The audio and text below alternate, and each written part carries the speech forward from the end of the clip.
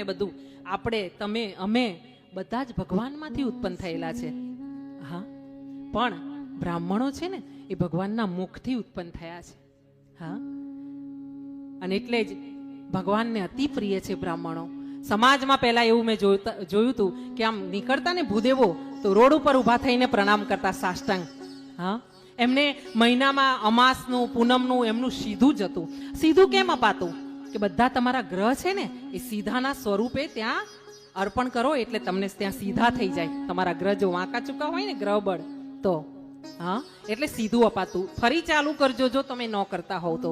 તમારા ગામના કોઈ ગીરી, ગોસાઈ, કોઈ બ્રાહ્મણ, ભૂદેવ હોય એમને અમુક દિવસે તમારે ઘરેથી સીધું દાળ, ચોખા, તેલ, મસાલા જઈને આપી આવવાનું.